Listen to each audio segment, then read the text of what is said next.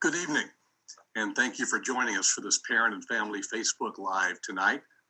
My name is Jeff Fowler. I am SLU's Vice President for Marketing and Communications, and I'll be the moderator for tonight's event. From wherever you are joining us tonight, we hope that you and your family are safe and healthy. In the next hour, our panelists will work to answer some of your questions you have about move-in, housing, and health planning for the campus this fall. They will first answer some frequently asked questions that have been coming in over the course of the last week or so. And then we will hopefully have time for some live questions that have been submitted through Facebook this evening. Let me introduce our SLU panel to you. John Rios is Assistant Director of Housing and Residence Life. Renee Jonas is Director of SLU's Student Health Center. Dr. Terry Redmond is the Associate Dean of Academic and Faculty Affairs at SLU's College for Public Health and Social Justice. She's also a professor of epidemiology and biostatistics, and she is director of the Institute for Biosecurity. And Jackie Weber is director of the Student Involvement Center. It's good to have all of our panelists with us tonight and to have you who are joining us from around the country, maybe around the world tonight. Thank you for being with us.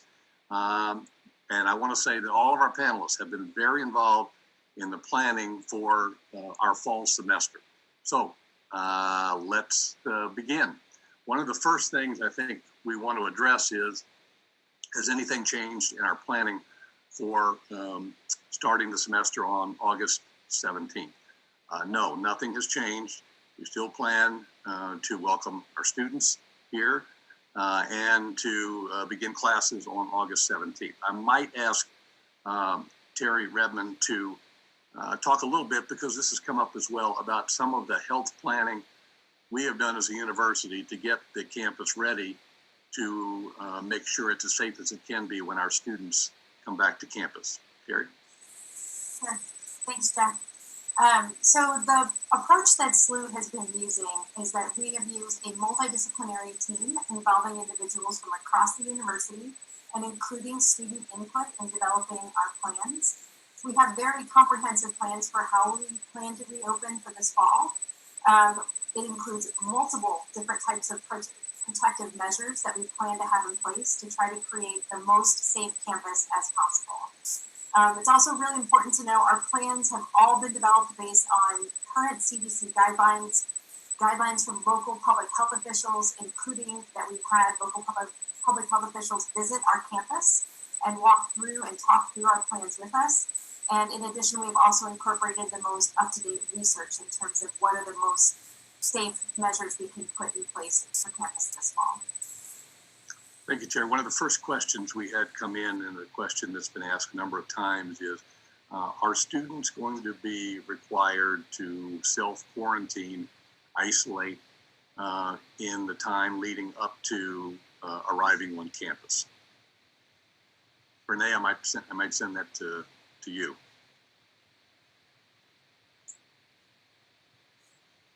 So SLU has been talking about measures that students can take before they come to campus to make sure that they are as healthy as possible when they get here and put themselves in low risk situations and avoid end of summer parties and things like that that could easily spread, so that when they get to campus, they're as healthy as possible. Great, thank you.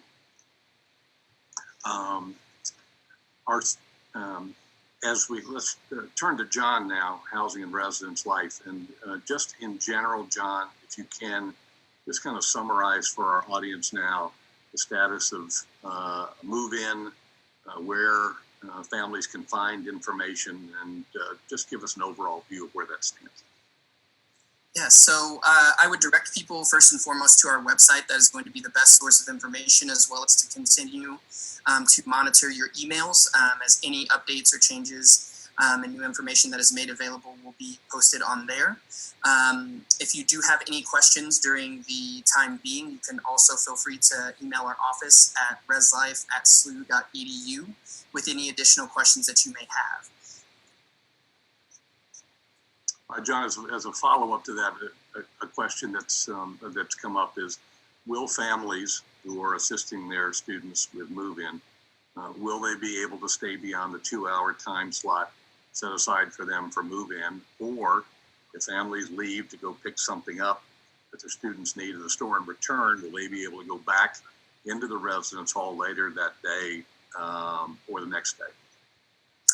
So unfortunately, the answer to that question is no. We are really trying to limit the amount of people that are here on campus. That is why we are kind of taking the safety measures and precautions and advising the different 2-hour time slots and windows, just to keep a close eye on how many people are actually within our facilities. And so during that time, your student will be able to make those runs, go out with you and grab those different items and come back. However, unfortunately, the student is the only person that will be allowed to return to the student space outside of that 2-hour window. All right, John, thank you. Will carts be available to help with move-in, and will Oriflam be involved? John? Yes, so we will be having carts that are going to be there. We will be taking specific health measures to wipe down and sanitize those carts between usage. With that being said, and taking those different safety precautions and measures that may impact the wait time to get access to those carts, we will be distributing those based off of what communities will be moving in, and then shifting them throughout the day to try to compete with the demand throughout the course of the day. And so during those times, we will try to do our best to help keep everyone safe while still providing assistance and students experience and families experience a smooth move-in process throughout their time with us.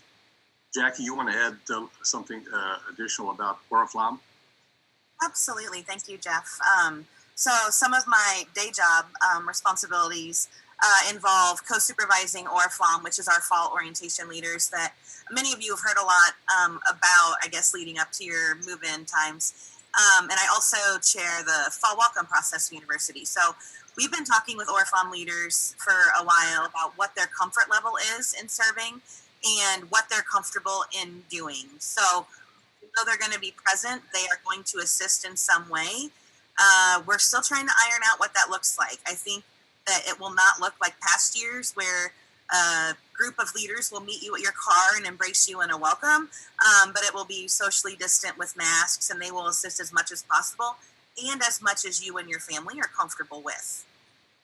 Yeah, for all of you new parents coming to the SLU campus, you won't be able to miss Oriflam members. They will be wearing the bright orange T-shirts. Can't miss them. They do a fabulous job. Another question that's been asked a lot is when parking passes will be available. John or Jackie? To my knowledge, those will be coming out soon. And so continue to monitor your emails and website for more information going along those lines. If anybody else has any more information to provide on that. Okay. Will there be, and this is for Jackie and John, will there be scheduled events for freshmen after they move in? Absolutely. So we still will have a fall welcome program. We're talking about it as a hybrid delivery of programs. So we will not be having large in-person events based on, city guidelines and the best public health practices, and as an effort to keep our campus community safe. But we are planning on doing things in very small groups and a lot of really cool virtual opportunities, virtual meetings with advisors and college and school orientation programs offered virtually. So there will be a schedule of things to keep students occupied. We're still planning on hosting the involvement fair, which I know is one of our most popular events where students learn how to get connected to the institution. And so we still plan on doing those things, but we will not be having, unfortunately, the large events with the whole class together, 1,600 strong or whatever in one meeting room with a speaker. It's just not safe to do that right now on campus, but there are plenty of things, and the Oriflam leaders are going to be assigned a group of students that they stay with throughout the experience. So they will not be, intermingling with lots of different students at once. They will get a set of students they're assigned to, and they will work with that group of students throughout the program. And a related question, Jackie, will there be any programming or events for parents to take part in after move-in? And also, do we know anything about homecoming and family weekend?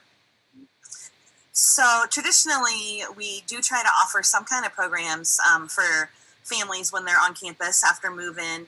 But a few things about this year have made that challenging. We have families moving in across a 3-day span, so there isn't really a single good time to offer any kind of program. In addition, our event spaces are being transitioned to classrooms for the semester. And again, the restrictions on gatherings just make that very difficult. So we have not planned any in-person events, but we're going to continue to do some Facebook Live opportunities right here in this group, giving families an opportunity to meet other folks on campus who maybe they haven't yet interacted with. And convocation will be held on Friday morning, the 14th at 10 a.m. And that is something that is usually a family event as well. And we're streaming that. So you can still participate in it from afar, but it just won't be held in Chaffetz Arena this fall. In terms of homecoming and family weekend, traditionally, that is the last weekend in September, and that is hosted by the Office of Alumni Engagement. And I would really encourage you to follow their website for updates on what their plans are for the fall. We have not received any word about what the programming will look like, and I think they're still trying to sort out some of those details. Great, thanks, Jackie. John and/or Jackie, question about the visitor policy for this semester. Who does it apply to, and can you describe basically what our visitor policy is going to be, our student visitor policy, in terms of their residence halls or apartments? Yes, so as far as on-campus guests, move-in outside of that 2-hour time block is what we're really limiting things to for you and your 2 guests. Throughout the course of the year, students who reside on campus will be able to visit other students here on campus with the approval or permission of another person if they have a shared space. But outside of that, any commuter student or student who does not reside in our buildings, that includes parents, families, siblings, will not be allowed into our residence halls. That does not mean that you cannot visit your student and meet them at an off-campus location or other spaces around campus. However, there will be no visitors outside of students who will be living in our residence halls, at least for the foreseeable future until our guidelines and things change. The question that's come up quite often is, can students, on the other side, can students leave campus or can they leave the St. Louis area? Jackie or John? Jackie, go ahead. I can tackle that one. We encourage students to make good social decisions and follow public health guidance, but we have not made a decision that they are not allowed to leave campus and go places. For student organizations, university travel for official functions, competitions, or conferences is suspended at this time due to safety. And so that is something that groups will not be traveling for competition or presentations or things. So that is a little bit different, I think, than individual students needing to make personal decisions to get groceries and go places. But again, a lot of it's going to depend on students just continuing to practice good personal and public health practices when they're out and about. Great. Our next question, and this will be for Renee and for Terry. What cleaning protocols will be in place in shared residence hall space? And John, you too, in shared residence hall space? So I can start with this one. In our shared common spaces, we will, for some of those shared bathrooms, those things traditionally have been cleaned once a day. However, we're still evaluating what is going to be a more frequent schedule that our staff is able to accommodate to be able to keep those spaces clean. We will be providing kind of recommendations in those spaces to students about best practices in those spaces. As far as other common spaces such as kitchens or for lounges and different things like that, at this point, we got to experiment with some of those different things whenever we had the consolidation period. However, unfortunately, just due to the nature of those spaces and potentially students not social distancing or physically distancing in those spaces, we will be closing those spaces at least as we are able and encouraging students to not engage in those spaces and to utilize other spaces here on campus. Terry or Renee, would you want to add to that about cleaning protocols in general that we have planned for the fall? In general, SLU is planning increased cleaning and disinfection of common shared areas, including classrooms and other areas on campus that are shared spaces. In addition, cleaning and disinfection products will be available across campus, including in the classrooms, so that if individuals would like to clean or disinfect their own space, they are welcome to do so. And we also would encourage students, if you feel the need to, if you want to do additional cleaning or disinfection in the shared bathrooms, you are welcome to do that.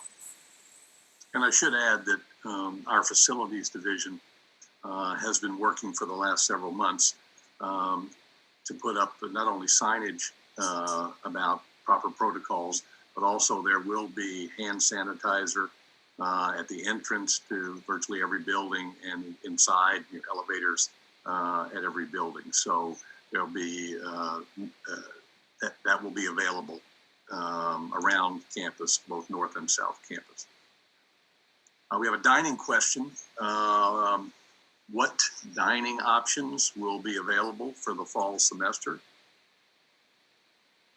Jackie, you want to take that? Yeah, I'm happy to tackle that one. This information was somewhat hot off the presses today. So right now the plan is to have all of our campus dining locations open and at the first day of classes. The one exception to that is Jamba Juice because of the layout. I think there's some concerns about how lines will form and that potentially getting maybe a little too crowded and with not having the ability to have safe social distancing. But the other franchise locations on both campuses are planning as of today to be open. The other thing that I think our folks at Dine SLU are still trying to work out is what will be an adjusted capacity for dine-in opportunities in those locations. And that has yet to be determined. So dining available, carry out and grab and go available. There will be some kind of dine in, but it will be a significantly reduced capacity with guidelines about where folks can be seated and how far apart. Great. Next up, we're going to shift a little bit to health, student health on campus. Renee and Terry, but I think this may be more for Renee.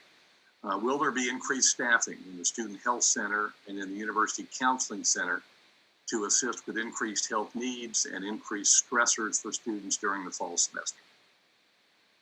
Yeah, so we actually have a couple things that we started putting in place before all of this, which have now become very beneficial for this situation.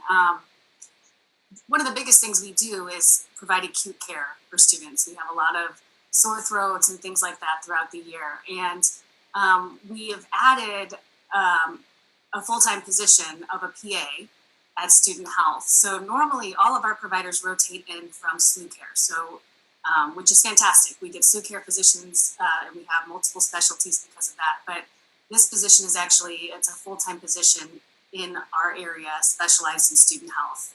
So that helps immensely. Also, we have a PRN staff pool. So that is some nurses that come in as needed. And that's something that we always have, but we're increasing those hours so that we can have one of our PRN staff is going to be full-time throughout the whole semester doing nothing but screening.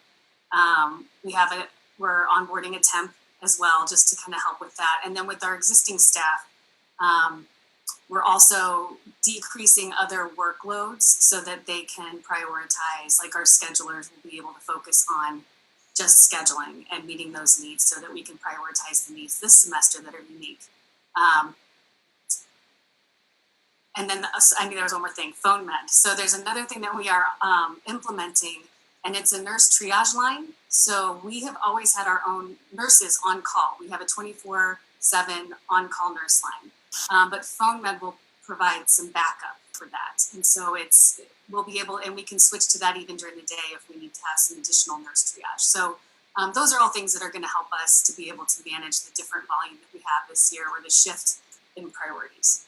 And I'm sorry, Renee, I may have missed it about counseling. Oh, sorry, the counseling center, which is separate from the student health center. And similarly to us, so since March, we've all kind of adapted telehealth, which has been amazing. It's been a wonderful experience, and it's something that we're going to be able to keep long past this. But both the counseling center and our providers who are able to do nothing but telehealth, so psychiatry and dietetics in particular, are providing telehealth now and will continue to. And there's some flexibility in hours as well that's come with that. So both psychiatry and the counseling center will have some additional hours to be able to provide telehealth services to students while they're here on campus. Thank you. Terry and Renee, how will students be tested on campus for COVID-19, and can asymptomatic students be tested? So right now, we are only testing symptomatic or potentially exposed students on campus. And there are some areas, there's some other testing sites in the area that people can go for asymptomatic testing. Right now, that's our priority. We are looking at a couple of vendors currently, so there will be some information coming, but we're looking at some vendors that have that can help decrease our turnaround time for results and things like that. And so there may be some increased capacity, but our priority will remain the symptomatic students and then those who may have been exposed to them. So what happens if we have a student who tests positive for COVID-19? What happens? So if we test a student and we suspect that it could be COVID-19, they will be asked to isolate as soon as we are identifying them and testing them. And then they would continue to isolate if we get a positive result. And that's when contact tracing would start. And so all of this will be talking to our providers daily, anyone that's in isolation, whether they're in isolation on campus or whether they are off campus. They'll have access to our providers. We're doing daily check-ins, so it would be either a video visit, an in-person visit, or a call from one of our nurses. Terry, I will come to you because it was mentioned earlier briefly, but I want to emphasize it. We have been, you and all of our staff have been working with the City of St. Louis Health Department. In fact, I think they took a tour of all our residence halls. You want to talk a little bit about that?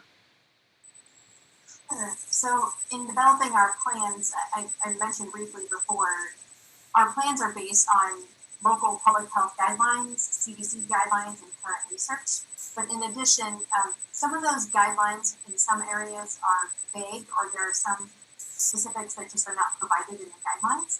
And so as we were developing our draft plans, we actually have them vetted by our local public health officials to make sure that they support what we plan to do for campus this fall, including when we were trying to decide what our on-campus capacity would be for on-campus housing, we invited the director of the local city health department to our campus, and he toured with us in a socially distanced way, everybody in masks, 6 feet apart, as we walked through the different on-campus housing spaces, and we decided as a team what would be safe in terms of how many students could live in the different spaces.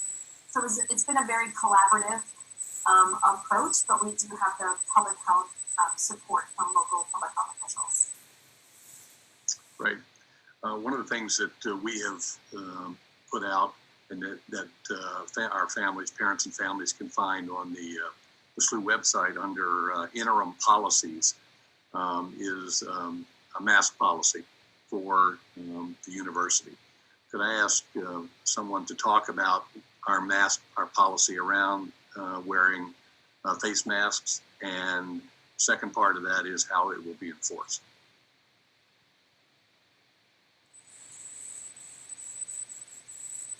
So We have go ahead. Sorry. So the face mask policy says that for all shared spaces anywhere on campus, all individuals, including students and employees, need to have a face mask. If there's a possibility that they might be within let me back up, sorry. For indoor spaces, unless you're in an office by yourself with the door closed, you have to have a mask on at all times in indoor spaces, except while you're eating. You obviously have to take your mask off to eat. But otherwise, you would always have your mask on. In outdoor spaces, if there's a possibility that you will be within 6 feet of someone, you need to have your mask on. So almost the entire time you're on campus, except when you're in your own dorm or apartment bedroom space, then you would not need to have your mask on, because we treat the dorms and on-campus apartments as though similar to our personal residences, where you would not wear a mask in your own home. We treat that the same way in terms of on-campus housing.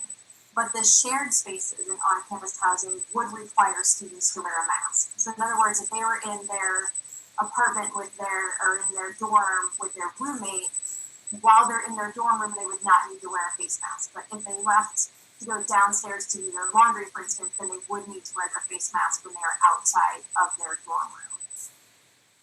And about the follow-up about enforcement. Jackie, do you want to take that? Or Renee, sorry. I know that the Office of Community Standards will be involved with enforcement of the policy. There's no way to enforce everything all the time, but there will be mechanisms in place for people if they feel uncomfortable with behavior that's happening around them. There will be a way to address that. So to try to keep people on top of everything that they've committed to doing to keep things safe here. And the mask policy is key in reducing the risk. Not only does it reduce the risk of potentially being exposed, but it also reduces the risk of potentially needing to quarantine if somebody else becomes positive. And so these are both really important things to maintain health and then also to avoid disruptions. Right. And I would point everyone toward the frequently asked questions that we have on the website, on the Back to SLU website. A number of those questions are asking, and faculty instructors will have the right, as they are teaching their classes, if a student shows up and is not wearing a mask, the faculty will have every right to ask that student not to attend for that day and not to come in to class. So there is a hope and a belief that as a community, we will all come together and make sure that everybody is, as many people as possible, are following all the protocols we have in place, and to keep everybody safe and healthy. That's the number one priority for all of us. We're now going to switch to some live questions that have come in during the course of while we have been answering questions. The first one is, someone said, if my son were to test positive, I'd want to bring him home. How would SLU accommodate this? So those decisions are all going to be made with the patient, and it's case by case. So we would, if it's possible, if it's feasible for a student to isolate at home, that's a preference. But if that can't happen, then we'll work to find other solutions as well. Especially students who are within driving distance, there might be limitations. We won't be able to send somebody to fly home or anything like that if they're ill. So if somebody cannot reasonably and safely get home, then they wouldn't be able to. But if it's at all possible and the household, there's no additional risks there, that would be something that would be a preference. John, do you want to talk a little bit about the housing that's been set aside for isolation and quarantining? Yeah, so we have set aside dedicated spaces, particularly in some of our what is known as Grand Force apartments here. So with taking off some of those spaces offline, that has kind of prioritized the health and safety of some of our health staff that would be providing some support, but also to allow students to isolate and quarantine in those spaces. To my knowledge, some additional overflow spaces that we have identified include Manresa as well as Hotel Ignacio, to help provide additional spaces should the need arise. Great. John, I'm going to stay with you for a second. Can you talk about we're back to the move-in, talk about the check-in process, and as far as when the students will get their keys, IDs, and all of those kind of things? Jackie as well. Yeah, so we are currently working on finalizing some of those different pieces in collaboration with people across the institution. Gratefully, we got to experience some of these things with our move out process and trying to implement, see how we could space items out accordingly. And so we're trying to provide as much as we can at the check-in stations, as well as in the spaces. So we may be dropping off some items in students' rooms prior to their arrival. Specifically regarding, distributed things from the university and other things along those lines. So for us, we're still kind of finalizing what some of those things will look like, but we will definitely be collaborating with some of our health professionals as far as how do we do that as safely and as healthily as possible for all parties involved. There's a follow-up to that about should parents, families, students expect additional mailings from Housing and Residence Life, or is most of the additional information that's to come going to be emailed? I would continue to monitor your email from our conversations that we've been trying to have. It really seems like we're trying to limit the amount of mail that would be coming through. And so there will be additional communication that is going to be coming out soon about those pieces. Great. Renee or Terry, I have a question about what personal protective equipment students should bring to campus. So SLU will be providing a COVID-19 kit, for lack of a better term, to all students and employees, which will include 2 face masks and a thermometer so that you'll be able to check the temperature.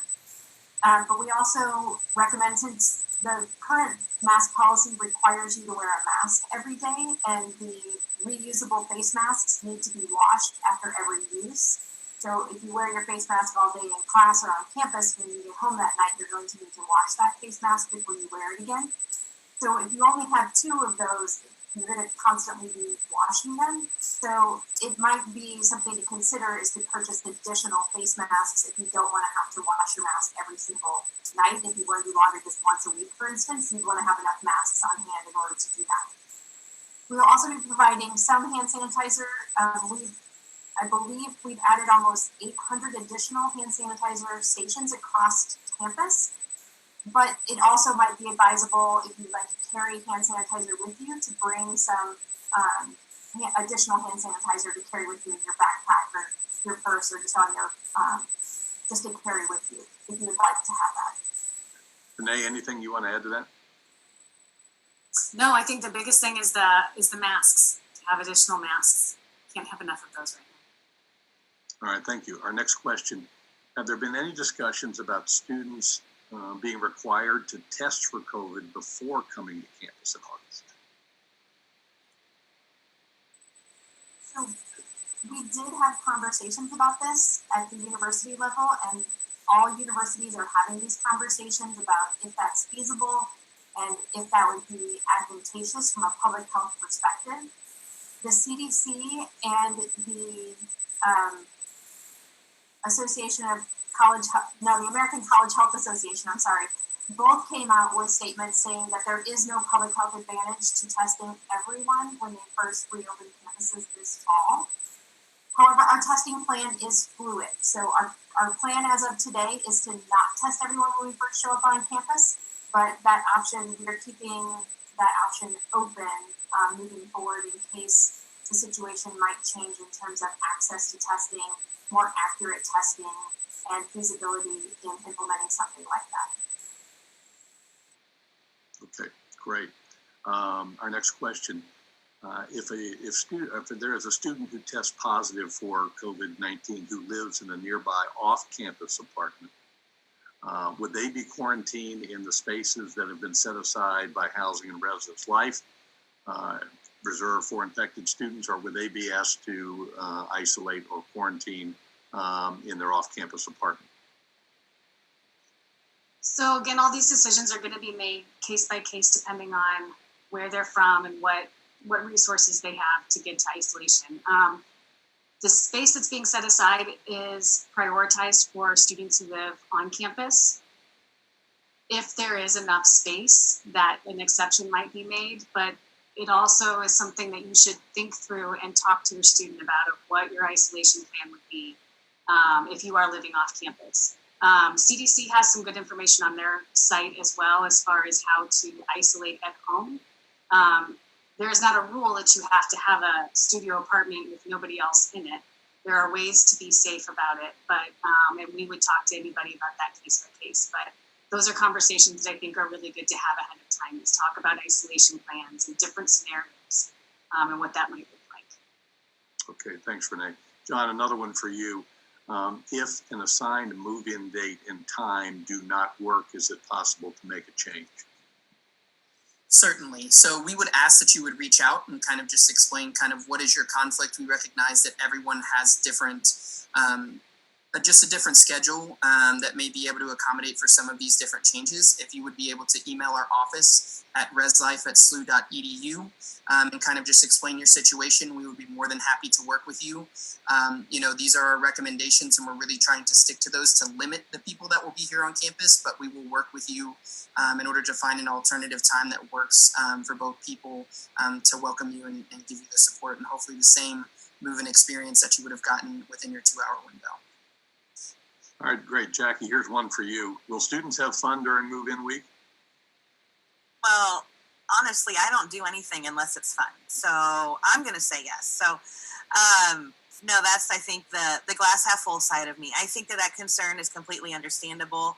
And I hear it. I think that our students like us are probably getting a little zoomed out, but I will tell you that if you have not seen or interacted with our group of ORFON leaders, our fall orientation leaders, they are so passionate about helping and supporting new students transition and doing things to engage them with one another and help them get connected. I have no doubt that they are going to be very creative in what they do. Our SLU 101 leaders who did the summer program are also sharing, tips of the trade of things they learned this summer about engaging virtually. I think this just gives us a new opportunity to think creatively with the resources we have. There are some really cool virtual escape rooms that we can do and different types of activities that we have planned, an outdoor movie with social distancing. So some of that stuff that I think we can still create when we're not breaking our social distancing guidelines. Great, thank you, Jackie. John, this is for you. We have a family who indicated that they plan to stay in the St. Louis area for a couple of days because they're coming from a distance. Would they be allowed to come by and obviously not go in the residence, but would they be able to come by and pick up their daughter and take her out to dinner or take them to be able to see her? Certainly. I think, for us, it's just not necessarily changing the interactions that you would have, but necessarily where they're happening. And so thinking about some of those different pieces, I would strongly encourage parents to be able to find those opportunities. The great part is, quite honestly, thinking about those things now. I would encourage people to do their research on the local areas. What are potential places that would be open to explore?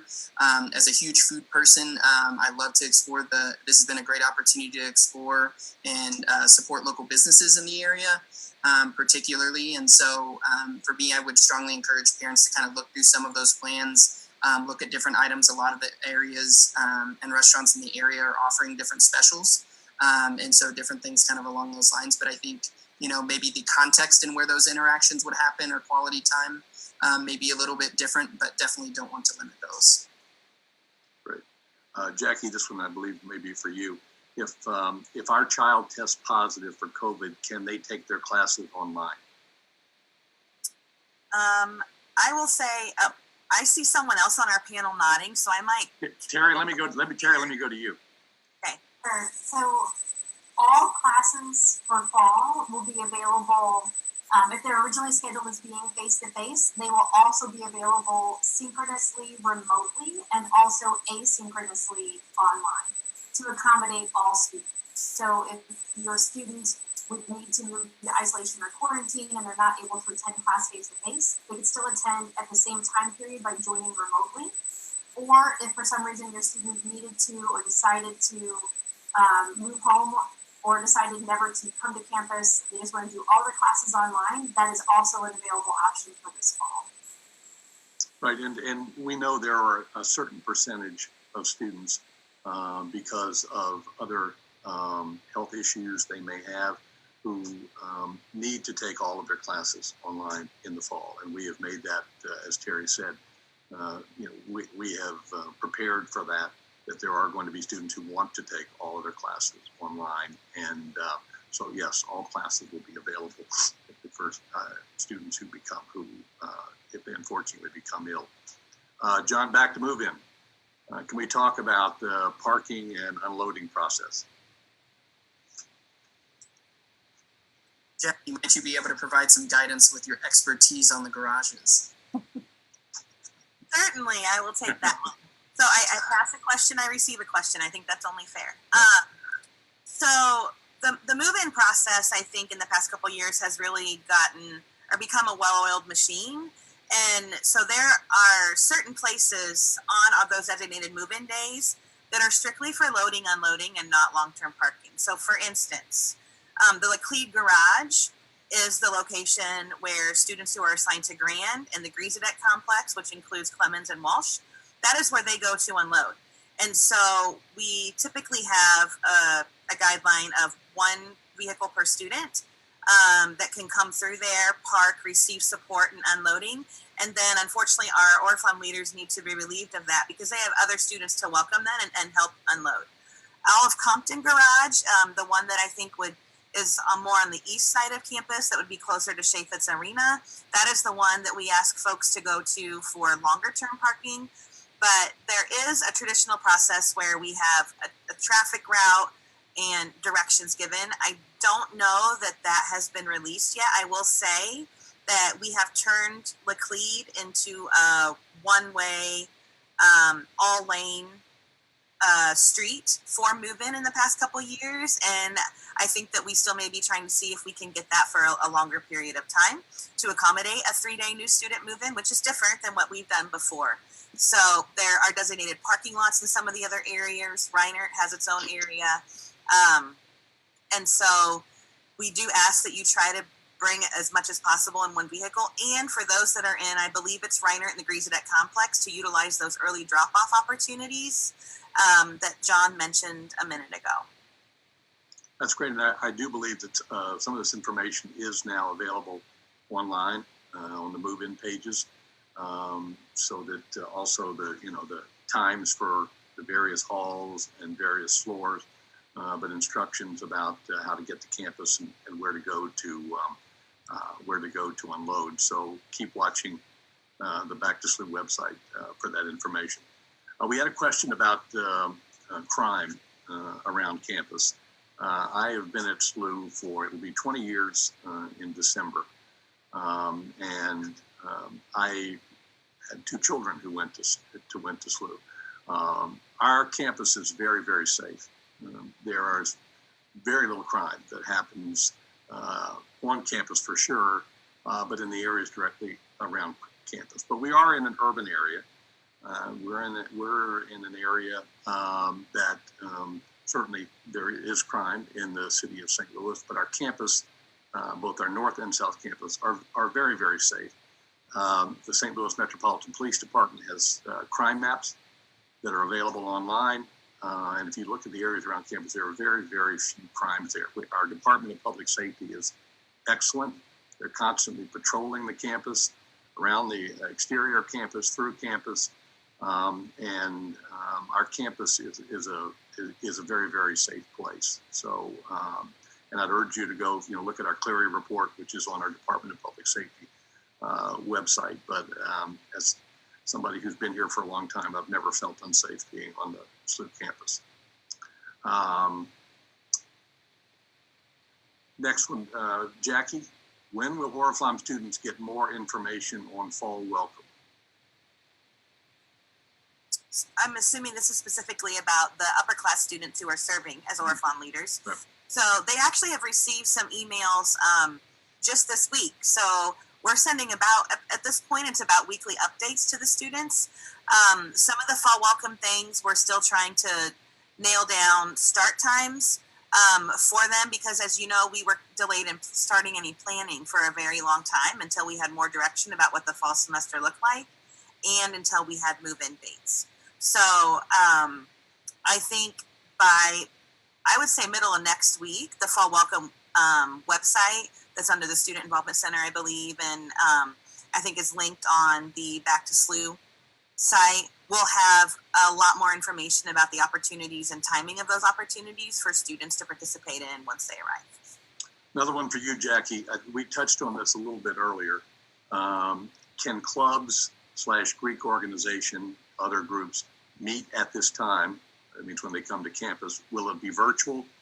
My daughter will be taking classes online this semester from home, and will she have an opportunity to participate in these co-curricular activities? Absolutely. So one thing we learned in March is that there are ways to engage virtually and keep students engaged and reach them from afar. So I think that's a positive thing going into the fall. Right now, with the city guidance, our advice to groups is not to gather in person, especially like our fraternity and sororities. You look at their membership, some of them are as large as 150. There's no way they could gather anywhere safely. Add to that the fact that a lot of campus meeting spaces have been turned into classrooms. There's also no indoor venues. So COVID, I think, has eliminated, I think, some of the decision making about that, because we've had to use spaces to make academic instruction the priority for the institution, which is ultimately why we're here.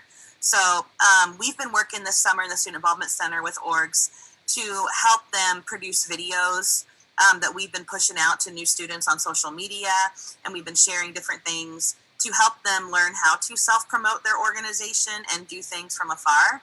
I know that in terms of recruitment, there are plans for FSL to have, they have a couple different contingency plans, but the likelihood is that we will not be having events where students are gathering in groups of larger than 10 until things in the city change. There's a question that came in about, will the shuttles that transport students from one end of campus to the other, will they be running? And what about SLU ride? Terry, I see you nodding your head. Yes, the on-campus shuttles and SLU ride will be working this fall. We will be employing social distancing as much as possible on the shuttles. There will be increased cleaning and disinfection of the shuttles, and everyone will be expected to wear a face mask while they're on the shuttle, as they would in other parts of campus. And I know that SLU ride, which for new parents is a service that's provided to give students a ride after hours. Yes, SLU ride will also be operating this semester. Next one, I believe, is for John. Are parents allowed to order items now from stores, and will they be available for us to grab from the mailroom at move-in? So for that, sorry, I'm trying to think. In thinking about that piece, I would recommend that people do the in-store pickup potentially or curbside carryout. I think there will be an option, but I think with the move-in process and so much happening across campus, sometimes that can overflow the mailroom, and thinking about some of those pieces. I don't know, Jackie, if you've been able to touch base with David to have an idea of what that might look like this year, but I do know during that time students are able to send some packages there. But during, I don't know what type of backup that might create. Yeah, I'm happy to weigh in on that. I actually helped staff the mailroom when we went remote, and it was kind of a fun experience. I can tell you that there's not a lot of space in there. And so I would echo John's suggestions of doing some kind of curbside pickup where they carry it out to your trunk, or, order from a store local to campus here in St. Louis, and then arrive and kind of do a drive-up service. I think that's going to be your best bet.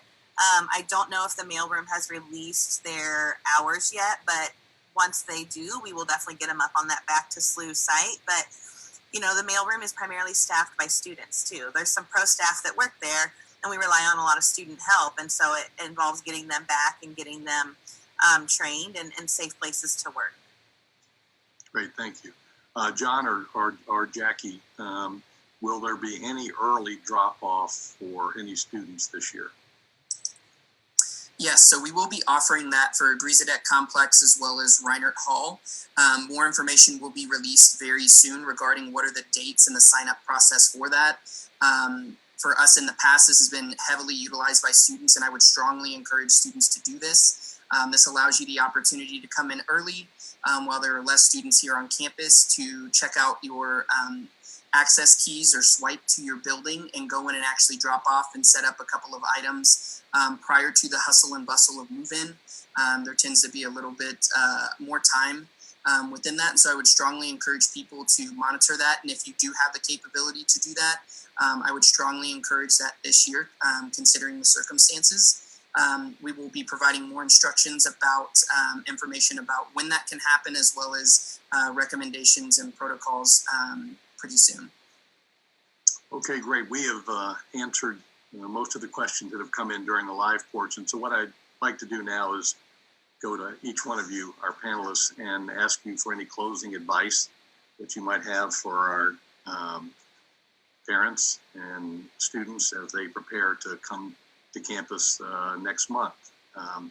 Why don't I start with Terry? Sure.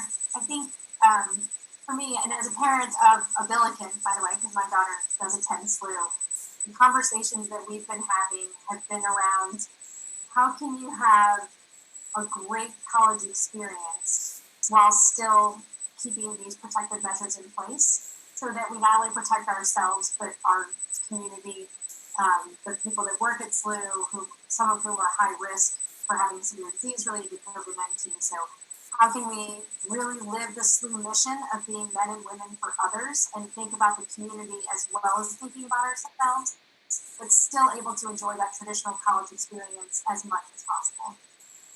Thank you, Terry. Renee?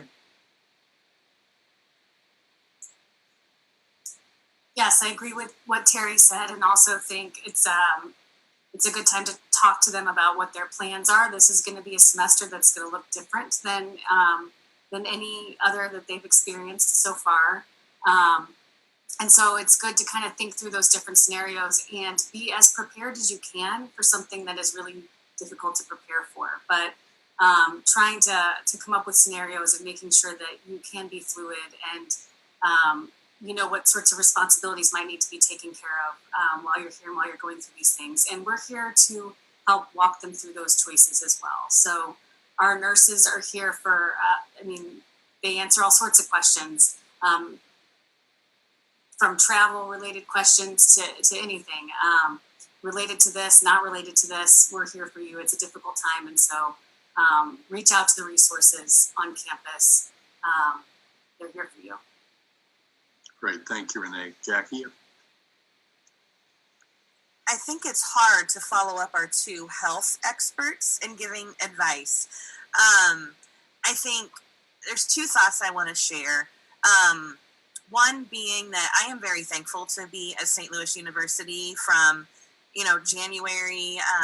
I get to serve in a division with Renee and John. And I learned a lot about COVID and our plans for what if in January already. And, Renee was on top of that. The university was on top of it. So I'm thankful. And even though it's been stressful and I think it's challenged me and pushed me in ways, everyone here is working hard to make it happen because we want your students here. We got into this line of work because we enjoy your students, not because I enjoy working in my basement. So I think that, we're going to do whatever we can. And I think the second point is that our upper class students have great pride in this and they want to make this a great experience for new students. We haven't even touched on this yet, but our Student Government Association, with support of some other very passionate students, have put together an 80-minute learning module entirely compiled and filmed and edited by students for students about what to expect and how to be safe on campus.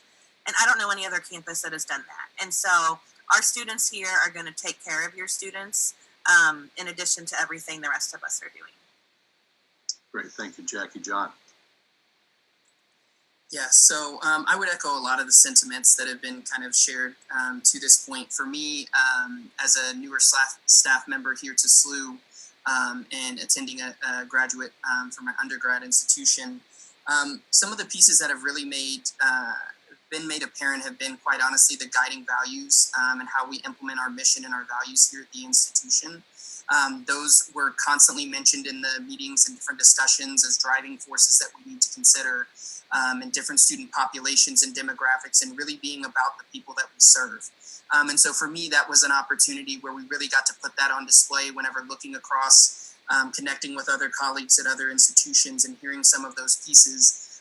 As an office, our office prides itself on being able to pivot and adapt on as soon as decisions come out. And so we know that this year's support is going to look very different for our students. And for us, it's really about supporting them and trying to navigate things that we have not had to navigate and being open and honest about those things. I think being able to have humility and see the humanity in everyone involved, as well as we mentioned earlier, being part of that one community, one SLU, and all doing our part to help support one another through these times, as we've all been impacted in very different ways. But being open to engage with one another, even though that may be over the phone or via Zoom.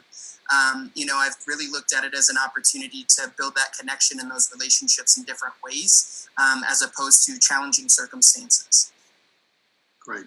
Thanks to all of our panelists for being with us tonight and providing answers to a lot of questions. I might conclude by saying there are still some things we don't know. You're going to be getting more information over the course of the next 3.5 weeks as decisions are made, as new procedures are put in place. And we promise you we will be sharing that information with you as soon as we have it. I would ask that you check the university's website, the Back to SLU pages. That is where we will be putting information. Messages will also be going out. Emails will be going out to students and some of our parents as well. So be looking for those, but we will be updating that website repeatedly. Also, our session tonight, if you know parents who were not able to make or view this tonight, but would like to, we recorded this and it will be put online for everybody to be able to watch, or anybody to be able to watch whenever they'd like to, the answers that were given tonight. And again, we will be supplying more information, pushing out more information as decisions are made, but we're all looking forward to our fall semester. We're looking forward to have our students on campus and having our parents come with them to move them in, and having a great semester at a wonderful university, St. Louis University. So thank you all for joining us tonight. Thanks again to our panelists, and have a good evening, and we'll see you in a few weeks.